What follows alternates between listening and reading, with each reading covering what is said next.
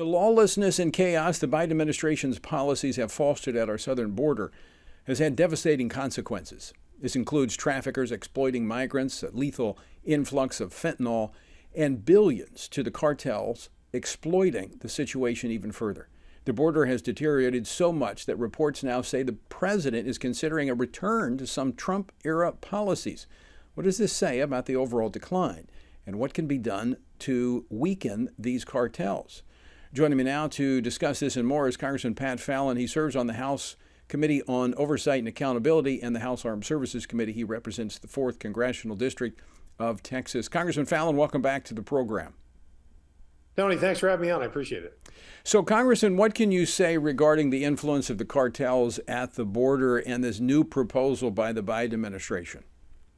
You know, Tony, it's interesting that you asked that question because today on the Armed Services Committee, we had a hearing on the southern border, and one of the questions I asked the commander of Southcom, or it was Northcom, that I said, you know, what do the Mexican drug cartels present a clear and present danger to the United States? And he unequivocally said, absolutely, they do. But one of Biden administration's, one of their officials couldn't even answer this very simple question. Is border security a national security issue? And she wouldn't answer it. She obfuscated, and I had to move on. That is incredible because they just do not have a plan. They haven't had one. And the only thing they've really done is stick their head in the sand like an ostrich. The White House press secretary claiming that the policies of the Biden administration are working. I want to play this clip of her discussing the issue of fentanyl being at the southern border, talking about how they've seized record amounts, suggesting that they're stopping it from coming in. Play clip number 4, please. So again, we are seizing fentanyl at record historic levels because of what the president has done to secure our border. Your response, Congressman? Tony, that is unbelievable. It's intellectually dishonest. It's just absolutely false. Here's the fact. I met with the DEA a couple of weeks ago, and they say, you know, it's a matter of accepted fact that the more drugs being seized, it's just merely a percentage of what's getting through. So it's not a good thing. It's somewhat counterintuitive to believe that, oh, we're seizing more, so that's a good thing. No, nothing different has been done. It's just the volume of fentanyl that's sneaking into the country. And for unfortunate proof of that fact is we lost 108,000 Americans to opioid overdoses, 80,000 to fentanyl just last year. That's a record high. So the Biden administration doesn't want to talk about 108,000 Americans dying. They want to talk about seizures. And again, they're always going to get a small portion of the drugs that are being smuggled across the border. Let's talk about how those drugs that are being smuggled across the border, the human trafficking that's taking place, how this is enriching the cartels, which is equipping them in many cases better than Mexican authorities when it comes to their arms and technology.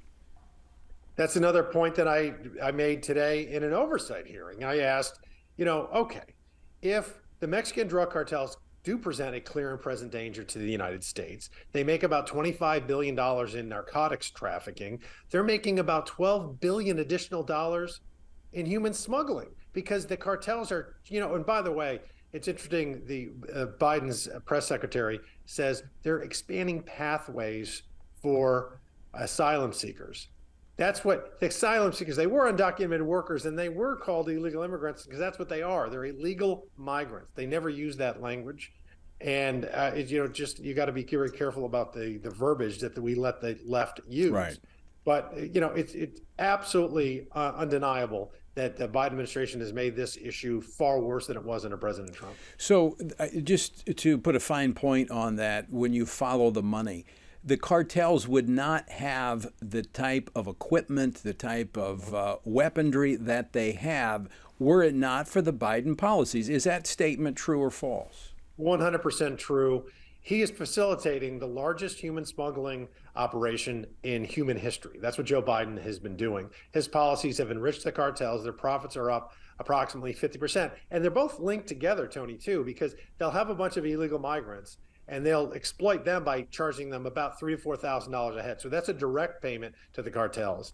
And then they'll say, okay, you 500 go across now. So they'll flood a sector. Then knowing that a mile or two down the road in about an hour, all of the Customs and Border Patrol's resources are going to be sent to deal with the 500 illegal migrants, and then they just sneak across their narcotics. So one hand is pretty much washing the other, and because of that corruption, they're buying influence in Mexico, and Mexico is a de facto narco state.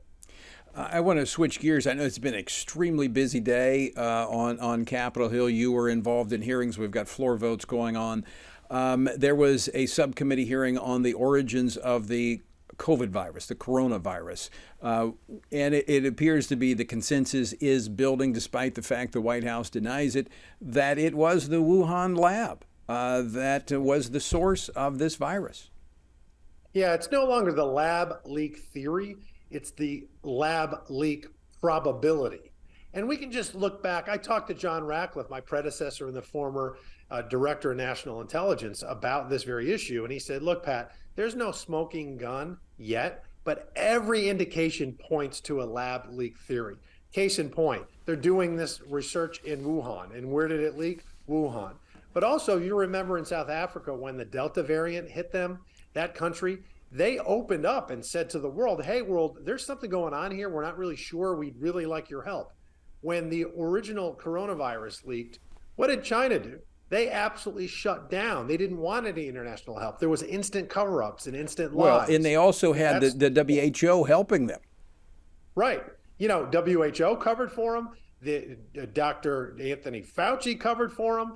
The Democratic Party covered for them, because the Democratic Party and the political left wanted to blame President Trump. They didn't want to put the blame where it was truly, where it was, where it was deserved, which was the Chinese Communist Party. Congressman Fallon, a connected item was a floor vote today on a measure regarding social media and the censorship that has taken place. This was one of those issues that when people raise the fact that, or the question as to whether or not this virus came from the Wuhan lab, those folks were censored. I mean, yes. do we see a path forward to opening back up this level playing field of having dialogue and conversations in this country? We really should, because again, social media platforms are, they're relying on the internet that was created by the government. So in a lot of ways, I view the internet as it's owned by all of us, just like the airwaves. And the airwaves are regulated to some degree.